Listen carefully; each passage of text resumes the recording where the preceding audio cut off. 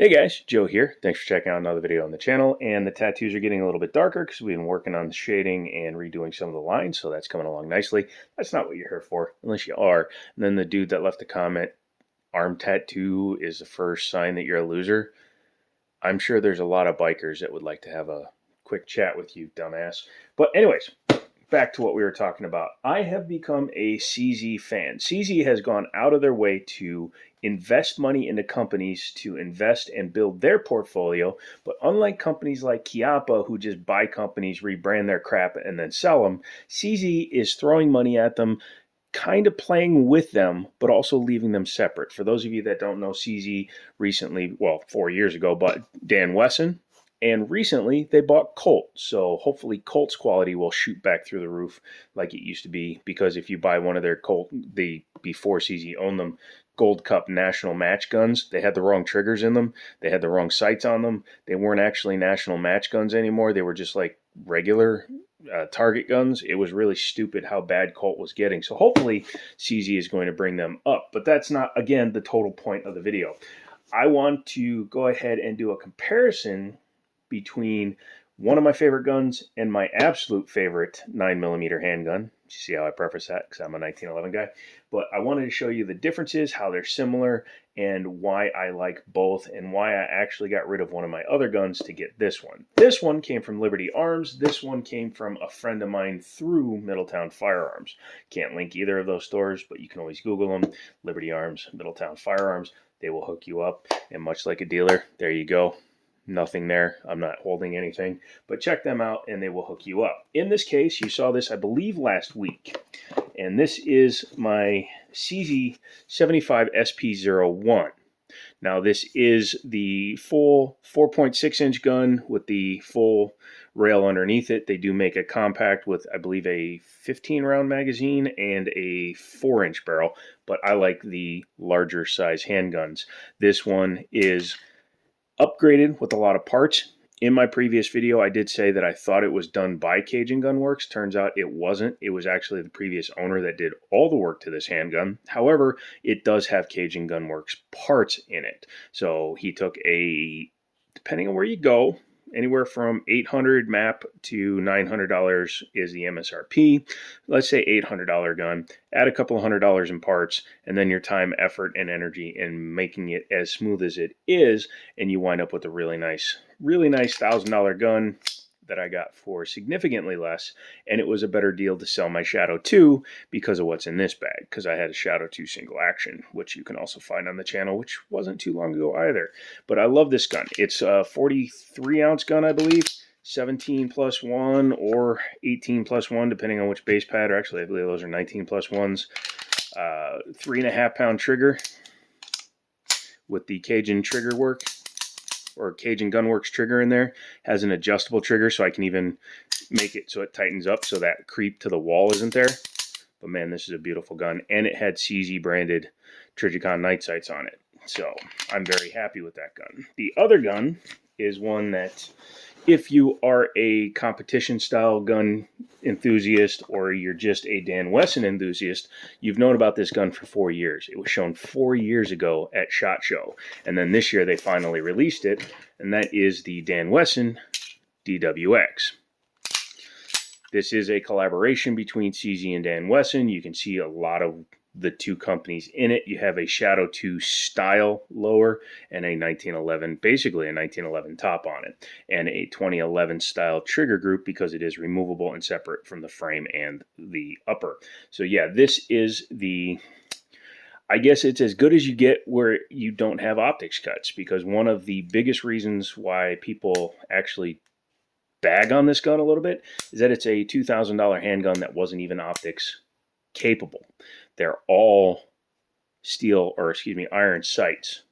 Now, you can easily get them cut. There are companies that will cut this, and I may wind up, if I can get a good deal on an SRO, getting this cut for an SRO, but once you've done that, it will only take an SRO. But man, the SRO can sit right down on top. You'll also see I've changed it up since the last video that it was published on it. I polished out the barrel because all of the finish was coming off due to thousands and thousands of rounds going through it. So now it has a semi-polished barrel on it, which looks good in my opinion. But yeah. So that is like what happens when CZ gives a company a bunch of money, asks for a couple of things, but then lets the other company do their thing. So this is a single action pistol. This is a double action to single action pistol. And as you can see, there are a lot of similarities. However, there are major differences. One major difference is the frame size itself. If you look at the bottom of the guns, and you can see where the grips stop, because these grips will fit on this gun, but the mag release is in a different location. You can see these are lock grips, and they're designed for the 75, and they're designed to put your thumb right where your mag release is. And then you have a nice thumb groove.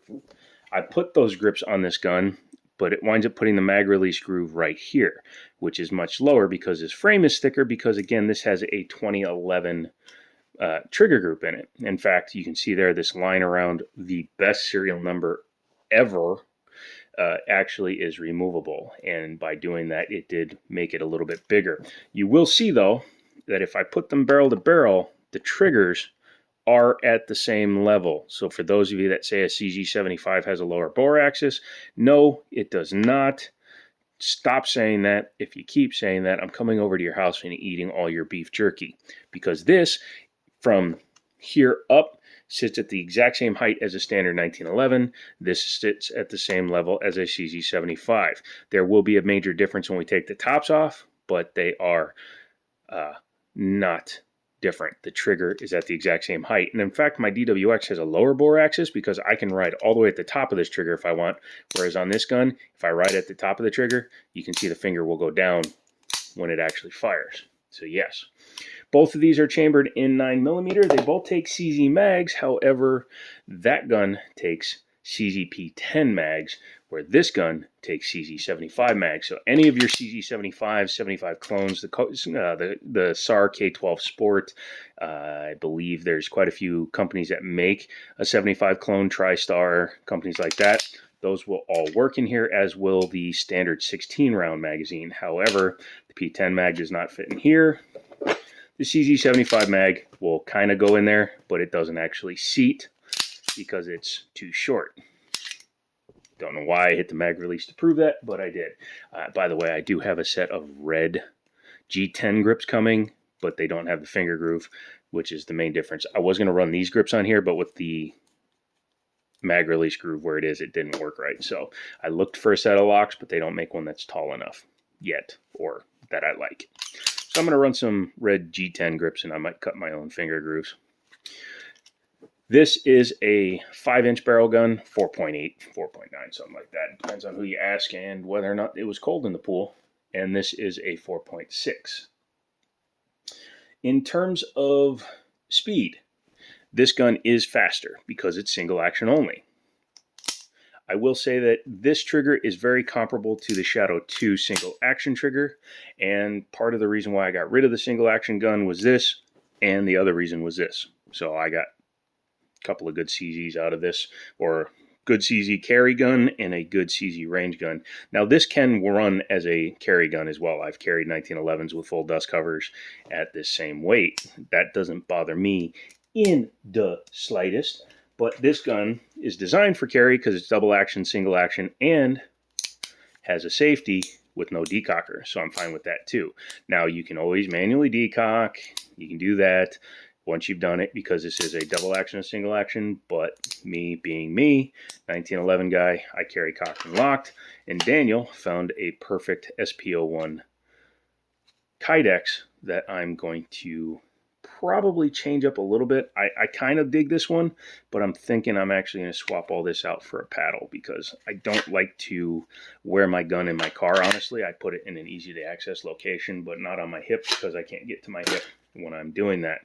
The CZ75 top on this guy is much more traditional than the Shadow 2 was, because you can see it's got the standard CZ75 cuts and the CZ75 ejection port and the scalloped CZ75 extractor area, but it has forward canted forward serrations. Excuse me, my brain almost stopped on those words because it sounded completely wrong. So this is the 01 Tactical. The 01 is the short gun. The 01 Tactical is this version, which I really do love. I like it. The Dan Wesson has more modern style rear serrations and front serrations. It also has the slide on top of frame versus slide inside of frame. So that is a big difference. One thing also I like is this one is a much lighter spring, although this one is, excuse me, capable of doing the FU press check as well. So one-handed manipulation is possible. Both have drop-free mags.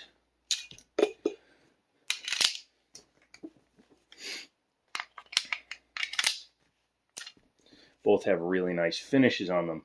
This gun, I know for a fact, has thousands upon thousands of rounds on it because I know the owner, the original owner, I bought it from him, I sold it back to him, and I bought it back. You're not getting it back, Darren. Sorry. And this gun, I have no idea how many rounds are through it. I know it's got quite a few because you can see the finishes coming off the barrel. CZ and Dan Wesson, they both seem to have that same issue with the finishes on them. I don't care. It's a barrel as long as it's still accurate. I don't give a crap if it polishes out or if I wind up having to polish it out. I just don't like it when it looks like crap. So I may polish this one out as well. And I'm not done with this one. I just did that with some steel wool, not steel wool, but a 320 grit, and I need to go at it with like a 500 or 480 and then probably an 800 grit and make it a mirror polish. So in terms of sight pictures, this one he painted the front dot for some reason, but it's very easy to pick up. Plus this has night sights. This one has a blacked out rear, and it's supposed to have a fiber optic in the front, but the fiber optic came out and it's like a 0.12, not a, or a 0.12, not a 0.25 or 0.20 like more modern ones have. So I ordered a set of replacement rods for that. As soon as they come in, I will put them in, so that will be good. This is an easier sight picture to acquire, in my opinion, for long distance because the fiber optic is much smaller than the night sights. I do like that I'm not a fan of how he did it, but I do like the contrasting front sight because I prefer something that grabs my eyes. Like I'm holding it how I grab it, and I'm very easily able to put it equal height, equal light kind of thing. Very nice. This gun I have shot and thrown down range, so I know this one shoots beautifully. This one I have yet to shoot. It's actually going to the range with me this weekend, or excuse me, this week coming up, because I did make arrangements with Middletown Firearms for sponsorship time at the range, so keep your eyes open for that. Let's pop them apart real quick just so you can see the major difference between the two guns, even though they are technically owned by the same company. So they have marks on them on the CZ75s. You just got to line them up. Although I had the Phantom, and it did not have a mark on the either spots. It might have been because it was a production error, but I had a CZ Phantom, sp01 Phantom, which is the polymer body one, with no disassembly marks at all. They're both hammer fired, so you don't have to take them apart. This one has upgraded the Cajun Gunworks guide rod and stuff. It's super tight in there, and I know the way to take it out, you're supposed to turn the barrel so that it gets the thing out of the way. I'm not going to take that apart, but you saw how easy that comes off. This has more of a 1911 style. However, 1911s have a takedown notch just behind the locking spot or the slide lock spot. This one is farther back. Again, in the halfway takedown, you can kind of make out the top of the notch there.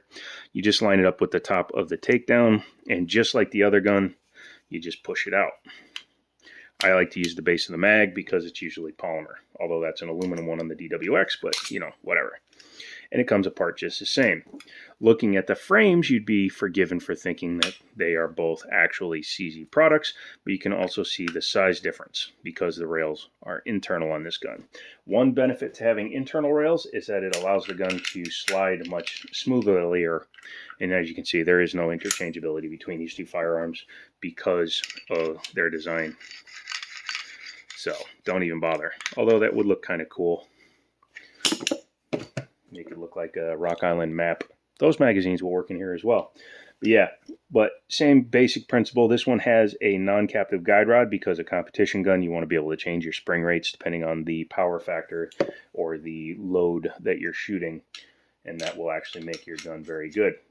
Again, This one being 2011 basically in a CZ body, has the bow trigger, which is a straight pullback linear trigger. So you pull it and it drops the hammer forward, hits the hammer and fires the gun. Don't do it when you don't have the top on it because you could damage the hammer, you could damage the metal back here. More modern guns, it can handle it once or twice, but this is a $2,000 handgun. So yes, I will throw it downrange because I don't care if the finish gets chipped up, but I'm not going to damage any internals if I can avoid it. I know that sounds stupid and doesn't make a lot of sense, but you'll get over it.